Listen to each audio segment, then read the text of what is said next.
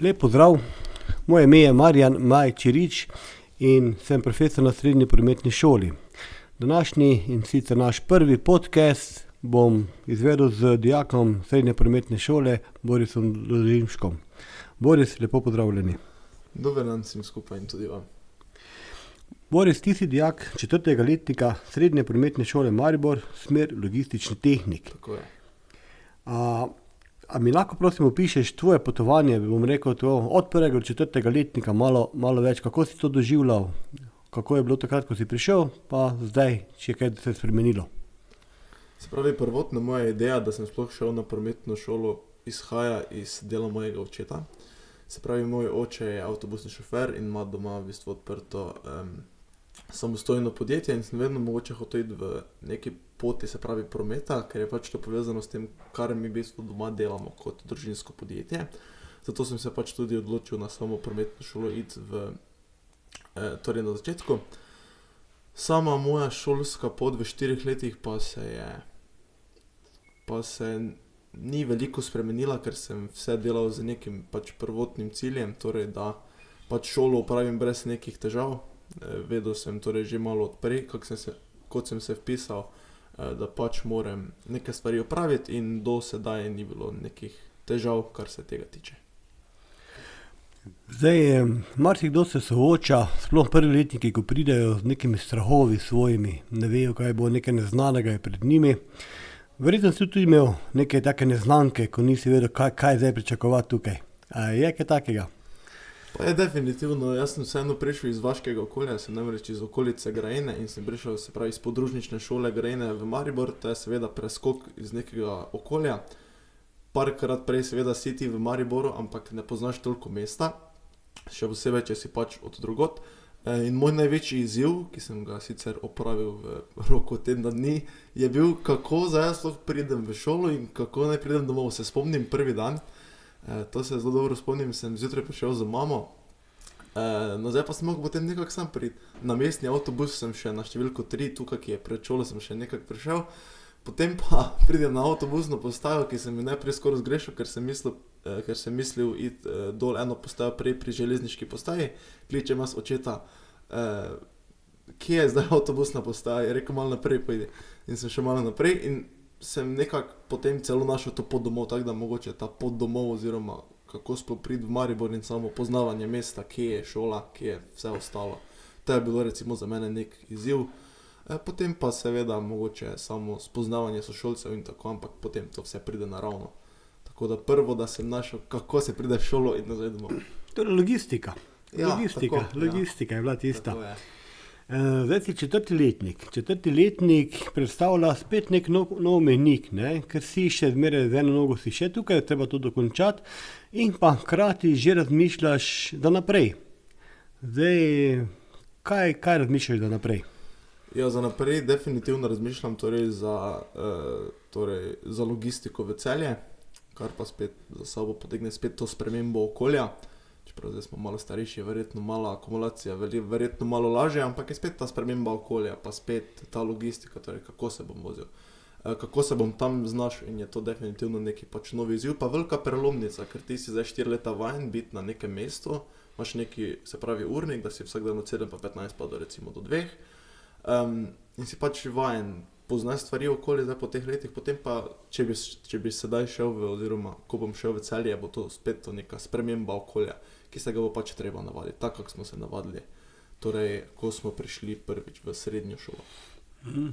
Ja, res je, to mislim, da boš ti hitro se navadil na novo mesto. Zdaj ti si pri nas vsa 4 leta bil odličen in imaš dobre ocene.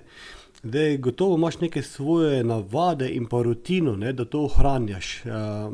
Mi lahko malo poveš kaj o tem, kako to pri tebi izgleda, mogoče nek dan po šoli?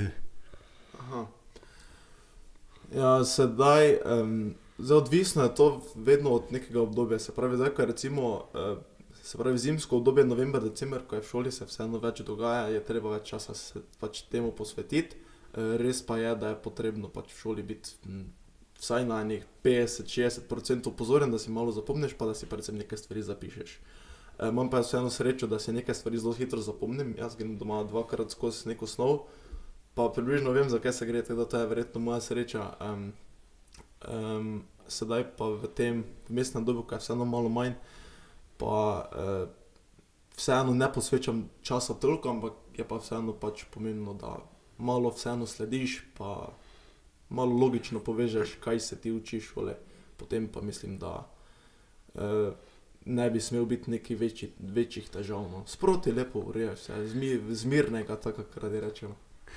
Ja, ta zmirnega je, ne, če si sproti. Sproti pomeni tako, jaz vidim ta pozornost že pri pouku, ne, da je res pri pouku, da nisi z mislimi drugje. Čeprav včasih je verjetno to težko, ker snov ni zmeraj po mojem tako zanimiva, da bi jih glih rad sledil. Kako se ti tega lotiš, da si vseeno takrat prisiliš sebe? Finta je, finta je v tem, da se včasih tudi ne moreš prisiliti, tako kot ste pač sami rekli, da je težko slediti, ker pač snov ti ni zanimiva.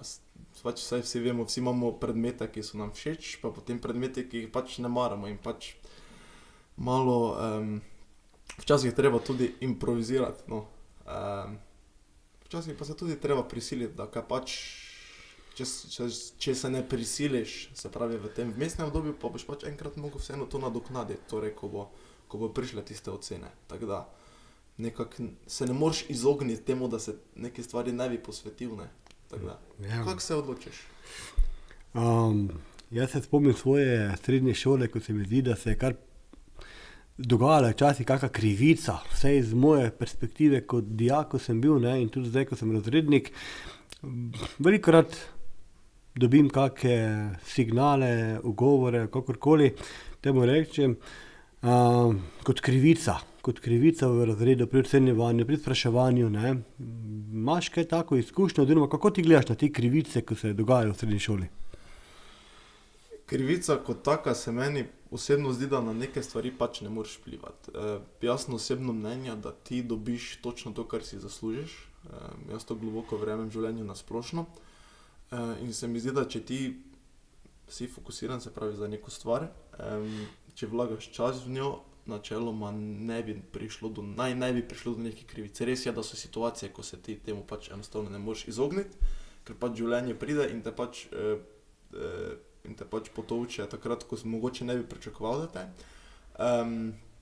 Osebno pa nekih, se pravi, če bomo se pogovarjala o tem, ko se ti včasih zgodi krivica oziroma krivicah, nekaj nepošteno. tako, se pravi, krivic v sami, pač v mojem šolskem obdobju jaz nisem doživel, zdaj pa ne vem, ali je to krivo, da pač slučajno nisem trofil na nekega profesorja, mogoče, ki bi lahko bil krivičen do mene, ali je to mogoče razlog, da nekako sem naredil dovolj, da nisem rabil priti v tako situacijo, tako da osebno nisem nekih krivic doživel.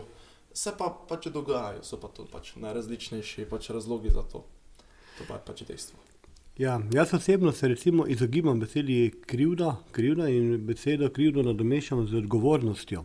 Torej, če si dovolj odgovoren, če sem te zdaj prav razumel in prevzameš odgovornost za vse, kar se ti v življenju zgodi, potem je tega zelo malo, ne, te krivice. Seveda, če se ti zavedaš torej v življenju, da vsaka stvar, ki jo ti narediš, je posledica tvoje odločitve, pol tudi napako se mi zdi, da boš lažje sprejel, pa boš jo lažje premagal, ker ti, če si odgovoren za svoje dejanje, veš, kaj si naredil narobe, da je prišlo do te posledice. No, tole pri 18 letih tako razmišljati je res zelo odgovorno in vse pohvale tebi, Boris. Mogoče je vprašanje uspeh, vsi bi radi bili uspešni in me zanima, kaj bi tebi predstavljalo, ali ti bo ali pa ti že ta beseda, da boš uspešen, kaj bi to mogel doseči ali biti ali imeti, kaj je uspeh za tebe v tem trenutku? Uspeh zame v tem trenutku bi bil, da se na nek način skozi življenje torej pač naučim, da skozi lastno sprejemanje, tako da se bom navezal malo na prejšnji odgovor, uspešen si takrat, oziroma tako se meni to zdi, da si uspešen takrat, ko se ti zavedaš svojih napak. V življenju nekih napak, odločitev se zgodi in se mi zdi, da lažje premaguješ, se pravi življenje, če ti sprejemaš odgovornost in če ti znaš sprejeti odgovornost, je posledica tega uspeh. Če ti sprejmeš odgovornost, pa sprejmaš odločitve dobre, ki jih, torej za katere, oziroma bom drugače povedal, če ti prevzameš odgovornost in se zavedaš svojih napak, boš lažje sprejel boljše odločitve, ker se boš ti zavedal, kaj prinese, se pravi, če narediš napako in pač da ne slediš torej nekim svojim, bi rekel, ciljem.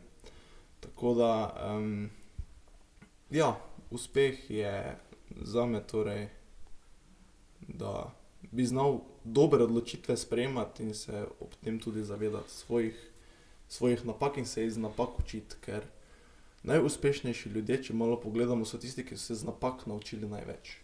Tako da mogoče to. Kar se pa tiče nekih teh materialnih zadev, pa mogoče, ne vem, jaz nisem neki materialist, da bi zdaj bil, ampak pač da imeti neko, kar se pač materialnega sveta tiče, spodobno življenje. To pa je bolj kot ne to, kar se tiče uspeha z moje strani. Več o uspehu pa razmišljanju o tem pa se naučiš, se mi zdi, skozi življenje še kasneje. Super. Boris, mi smo bili letos skupaj nekaj časa na Finskem kot izmenjava. Dan si videl njihov sistem vzdrževanja. Mogoče kaj ti je ostalo, pa kaj bi mogoče celo bilo fajn, da bi tudi pri nas bilo takega, kaj je bilo tam tebi všeč? Ja, seveda pač, kot vemo, torej sam finski šolski sistem je zelo dobro financiran s strani države.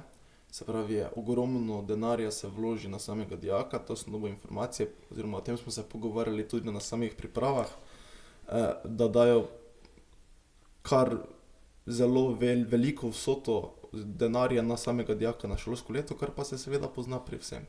Ne samo pri novosti same šole. Največja razlika je, da praktični pouk, torej logistike, ki smo ga mi opravljali, imajo v šoli. Se pravi, imajo tam kot šola svoja skladišča, svoje viličarje, svoj vozni park, ter pa celo svoj poligon za vožnjo, kjer se učijo samih voženj. In v sami šoli se lahko, za razliko od nas, torej učijo voziti najrazličnejša vozila in tam lahko opravljajo tudi vozniški izpit, tako da to. Pa še eno poudarek je, da imajo tam praktičnega usposabljanja več, ker jim je to seveda omogočeno, ker imajo svojo infrastrukturo. Imajo pač svoje prostore, seveda lahko imajo več časa lahko posvetijo torej praktičnemu pouku, kar je pač v takem področju, kot je logistika, zelo pomembno, ker največ se boš ti naučil v sami stroki tako, da boš jo opravljal v praksi. Ne. Torej, se ti zdi, da bi bilo kaj takega lahko prenesem ali je preveč izziv? Kaj bi se dalo ali ne? Jaz mislim, da bi se dalo, vendar pa je to vse na strani države, se vemo, in pa seveda financ. Jaz mislim, da če bi to bilo ze strani države, mogoče ne bi bil problem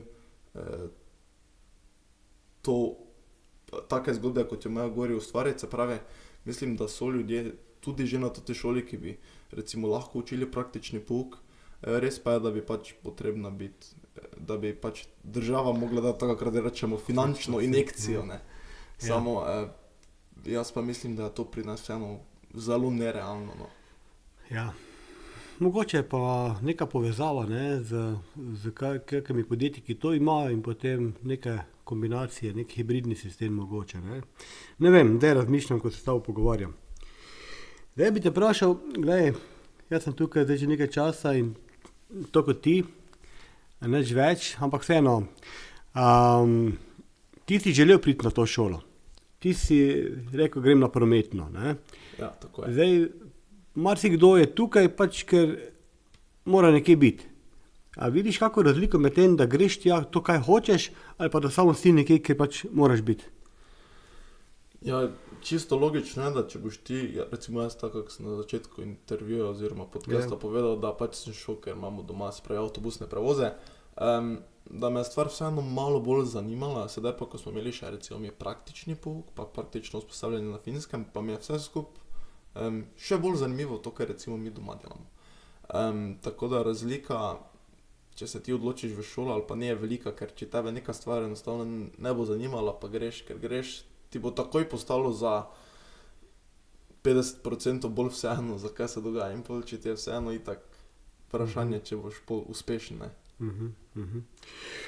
Zdaj, bliža se čas informativnih dnevih, devetošolci razmišljajo, kam bi se vpisali.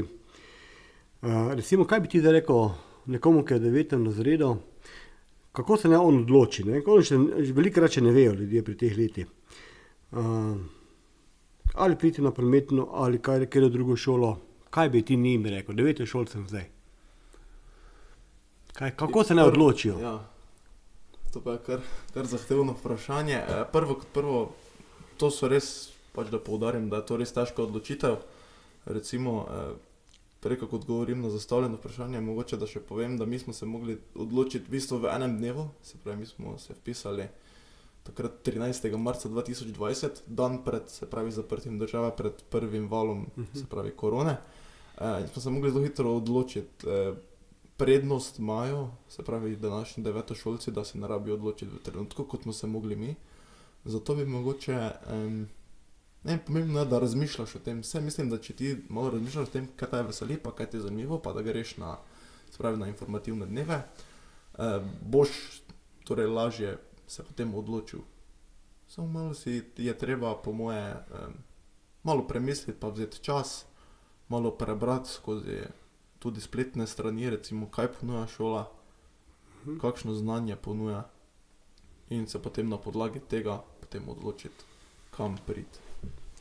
Ja, pa mislim, da tudi če je, tako si prej mogoče rekel, da ni napačne odločitev, ne, da se samo lekcija, tudi če se kdaj vidiš, da ni najboljše, ne, še zmeraj lahko premisliš in verjetno lahko spremeniš svojo smer, da to ni tako hudo. Ja, to je nasplošno tako, se pravi, če ti narediš slabo odločitev, pa se ne naučiš nekaj dobrega, si potem zares naredil slabo odločitev.